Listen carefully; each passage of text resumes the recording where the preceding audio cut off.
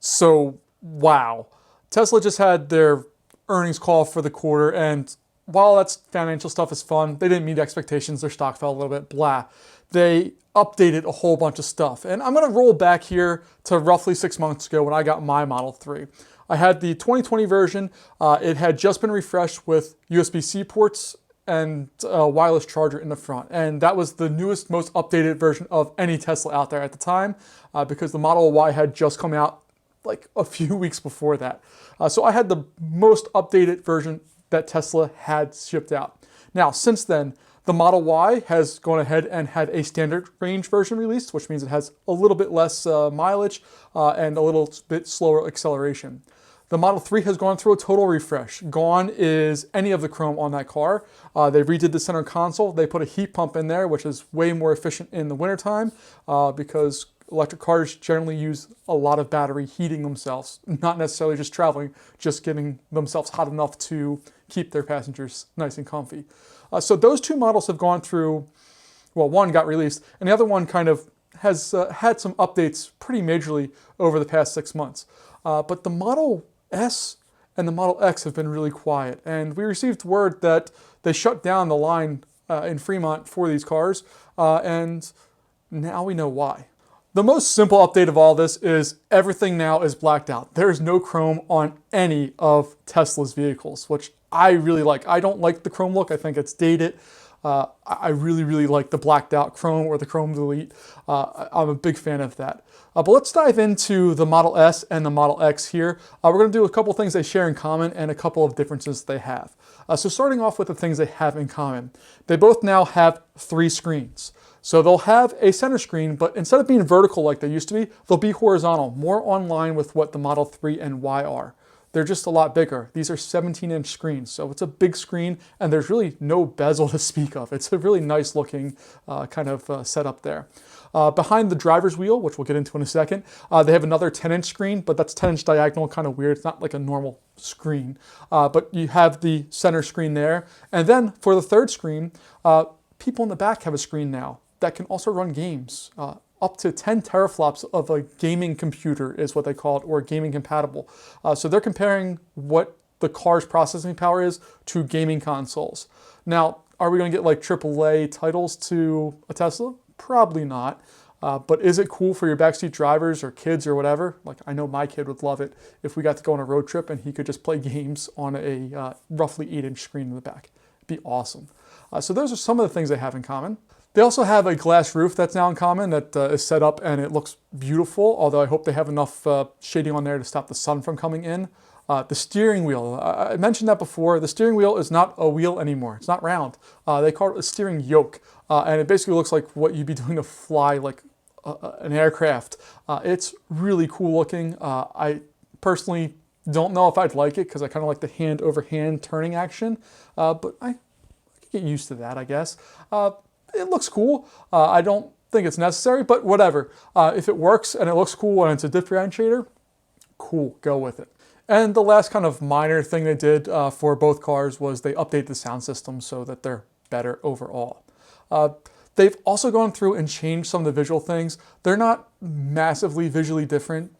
They're more just slight alterations, but I think they both look really good now that they have the chrome delete and slightly different body styling. I think they look really good. But let's go ahead and dive into the differences as far as performance goes, because those all got bumped and bumped in a big way. To start off with, there are 3 variants of the Model S. There's no standard range or standard range plus or any of that stuff. There is the long range, you have Plaid, and Plaid Plus. If you go to the Plaid series, you're paying almost double what the long range is. So there's a massive difference in price between those two things. But there's also a really big difference in performance if you're a performance person. The long range will go 412 miles, according to EPA standards. We all know that's a little less, just like normal cars. The Plaid is going to go 390, and then the Plaid Plus goes 520 plus miles. There's no real range or anything given there. And I should say with the Plaid, this goes with the Model S and the Model X, you get 3 motors. It's not dual motor anymore, it is 3 motors when you go up to that kind of spec level, which is part of the reason for the increase in cost. For the long range, you're looking at a 3.1 0 to 60, which is blazing fast, but the Plaid, You're looking at sub 2 seconds. It says 1.99, and the Plaid Plus, it just says it's greater than 1.9. It doesn't give you a time really. It just says that it's fast. So it's going to be the fastest production car ever made. And by fastest, I mean quickest accelerating. I don't mean fastest as far as how fast it can actually go. I mean acceleration. So it is the fastest accelerating car that has ever been produced. Jumping over to the X, there's two variants of that. You have the long range and then you have the Plaid. The Plaid again has 3 motors. And when we look at them, there's not as big of a difference here. There's a difference with the range and a difference with the acceleration, but this is a big car, and regardless of the acceleration, it's going to feel fast no matter what. These are fast numbers. So the long range can go 360 miles while the Plaid only goes 340, and I say only because it's a pretty expensive car. To not get the range in line with something like the Model S is slightly disappointing, but it's again a much bigger car that can transport a lot more people, so I kind of get it. The long range has a 3.80 to 60, and then the long range has a 2.50 to 60. These are just bananas numbers. The Plaid also comes in with a sub 10-second quarter mile. What? The only thing that outdoes that is the Model S Plaid, which, while we don't know the full acceleration, we don't know how quick it actually will be, they are advertising quarter-second miles around 9 seconds or so, somewhere in that range. It's insane performance from an electric car. They're also putting the Plaid Plus at a little over 1,100 horsepower. So not your typical engine per se. It has the 3 motors, and they are putting electrons to the ground when they want to go. So, I mean, you have a standardized lineup now where you have the Model Y and the Model 3 is kind of like the starter Teslas, or the poorest Teslas as some people call it. And then you go up to crazy levels with the X and the S, where you can get crazy performance that is just not seen by any other car out there today that's not specifically made and tuned for that. And remember, these are everyday cars. They're daily drivers. This is not something that you take to the track and only race at the track and you bring it in a trailer.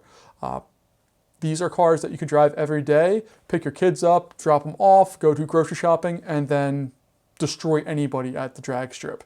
It's just an incredible range of cars that they have, and I'm so excited to see what Tesla has planned for the near future, because while their numbers for the quarterly report were a little down or missed expectations because, you know, Wall Street and expecting things, I'm really looking forward to when they get the Gigafactories up, when we add in pickup trucks in the Cybertruck, semi-trucks, and then the Roadster. So we're looking at a real big transformation in Tesla. I think this is kind of like the base level that we can expect, and things are just going to rocket from here. Just get insanely crazy and really throw the gauntlet down for any other auto manufacturer to even try to attempt to match what they're doing. It's going to be a really tall order. So that's going to be the Tesla 2021 update. I'm not really expecting any other major updates from them as far as these 4 vehicles, but we may get some more information about the Cybertruck, the Semi-M, the Roadster, which was supposed to enter production in 2020, if you remember. So we'll keep an eye on that, but that's my thoughts on this 2021 update. I'm thrilled, excited, and in no way can I afford any of these cars.